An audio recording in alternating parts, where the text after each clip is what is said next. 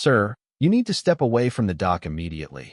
"Yeah, that's what the cops said," hand drifting toward his belt like I was about to pull a bazooka out of my tackle box. I'll admit it, I laughed right in his face, and not the polite, nervous kind. I mean the full-on, life's been waiting years for this kind of laugh, because 30 seconds before, Delilah Whitmore, the queen of Pine Lake Estates, was screaming from her deck about how I was trespassing on her lake, in her world, like I was some random squatter who wandered in from the mountains. The pitch of her voice could have sliced a wine glass in half, arms crossed, eyes locked on me, waiting to see me get arrested for daring to breathe her precious air. Only problem?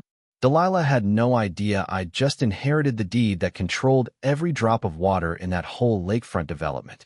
Funny how the world works. Sometimes you run into an HOA president who acts like she owns everything, but it turns out you actually hold the cards. All the water rights, all the access, the whole ecosystem, mine.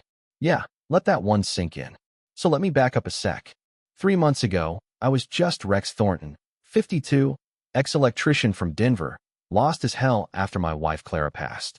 The house still smelled like her lavender perfume, sharp and gentle all at once, mixed with hospital antiseptic and the kind of silence that presses down on your chest. I was drifting, staring at insurance paperwork when this estate auction notice lands in my lap. Uncle Jasper's place, some Montana lake I barely remember, minimum bid $150,000, includes territorial water rights. I figured why not? Clara always said to take more risks, and with life insurance burning a hole in my pocket, a mountain lake sounded a lot better than another condo near I-25. So I drove up through the mountains, clean air that actually fills your lungs, not like Denver's gray soup. Uncle Jasper's old cabin sat on 3 wild, pine-scented acres, with a dock he'd built by hand, every plank sanded smooth, stretching out into water so clear you could count the stones. Beautiful. But nobody at the auction mentioned the real kicker. Pine Lake Estates, a ring of $47 million homes, circled my new land, every one of them advertised with exclusive lake access. Turns out, I'd bought the heart of their whole development, plus those mysterious territorial water rights that nobody in the crowd seemed to understand. But Delilah sure did. She showed up the next week, clipboard in hand, measuring tape swinging, perfume thick enough to choke a moose. "Welcome to Pine Lake Estates. I'm Delilah, HOA president. We need to discuss compliance."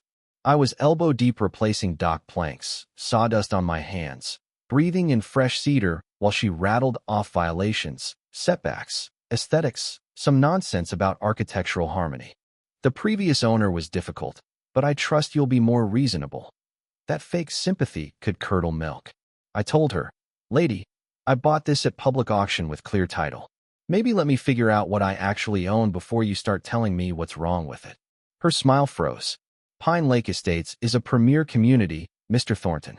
We have standards." That was her code for, "You don't belong." 3 days later, she brought Dale, a so-called state environmental inspector with a crooked badge and a pickup advertising furniture delivery. No joke. "We deliver dreams," right on the side. Dale poked around my dock, taking notes like, "Wood touches water, and fish swim here," while Delilah explained I was damaging the ecosystem. But Dale's questions got weirder. How deep is the water? Planning any major construction? And when he started eyeballing a duck like it was smuggling contraband, I got suspicious. I called the Montana Department of Environmental Quality. "Dale? We don't have anyone named Dale. No inspections at Pine Lake." I put the call on speaker.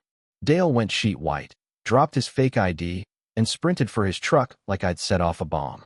Delilah, though, didn't miss a beat. Private community standards supersede state regulations anyway.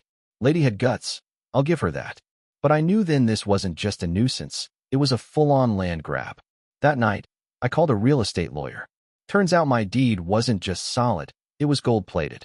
I didn't just buy lakefront, I bought the rights to every underground spring feeding that lake, courtesy of an 1887 territorial law the developers never bothered to check. Suddenly, my little slice of Montana was the tap controlling 47 luxury homes.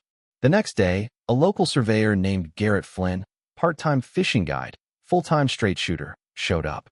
"Heard Delilah's at war with your water access," he said, dropping his gear on my porch. He'd gotten the same legal threats. Delilah wanted everyone with non-HOA access out, period. Garrett looked over my deed and grinned. Rex, you own the whole system. Those blue lines. Every drop runs from your springs. Legally, they're yours. That's when Delilah's mask finally cracked.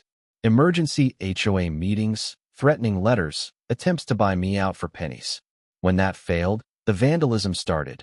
Dock ropes slashed, trespassers spray painted in red, support beams loosened just enough to make things dangerous. Garrett and I set up trail cams, caught her own son, Bradley, in the act, phone in hand, whining, "Yeah, Mom, I'm almost done. $2,000 for security work, right?" The HOA was literally paying her kid to destroy my property. That's felony embezzlement, by the way. I confronted Bradley in the coffee shop the next morning, his hands shaking so bad he could barely hold his mug. Played him the tape. The kid broke down, told me Delilah had run off 3 other families the same way, then snapped up their homes for cheap through her real estate company. Systematic harassment, intimidation, fake violations. Also, she could flip properties and keep her HOA kingdom tight. Now, here's where things get wild. I found Jasper's old files, water rights documentation dating back to 1887, maps that looked like treasure hunts, letters to the original developers warning them about the springs. And in the middle of it all, a carbon copy. Don't mind sharing, but someone ought to know what the law says before trouble comes calling. The lake's been good to me. Figure I can be good to it. Jasper. I called Margaret Sawyer, an old neighbor whose number was paperclipped to that letter. She answered on the first ring, her voice full of smoke and Montana history. "Son, you inherited absolute power over Pine Lake. Those homes don't own a drop unless you say so." The weight of that legacy nearly knocked me flat. So, I hired Maya Blackstone, water law specialist, smart, tough, with a handshake that could crack concrete. She laid out my options. I could demand $3.4 million in back fees, shut off water, or offer a reasonable deal and set up a conservation fund in Clara's name. I chose option 3, generosity with iron behind it. We sent out official notices, monthly rates for water, all above board, with every dollar going to protect the lake and help local students.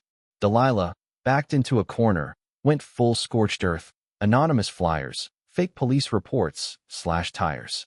But everything was on camera, and her financial trail led straight to gambling debts and embezzled funds.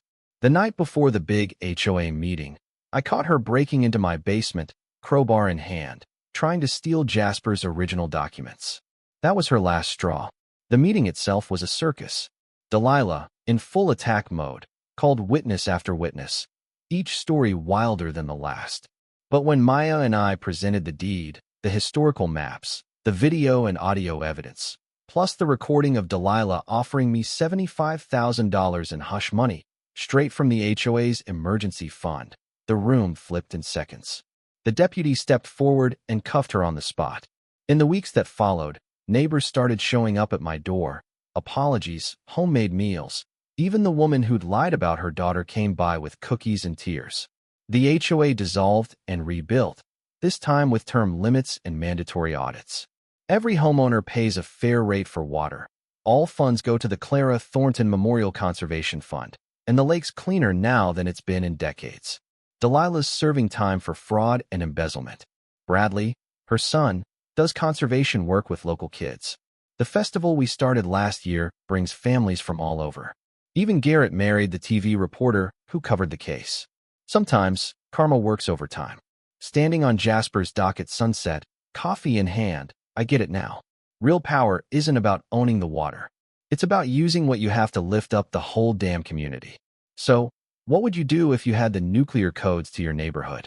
Drop your worst HOA horror story in the comments. I read every single one. And if you ever need backup against a bully, you know where to find me.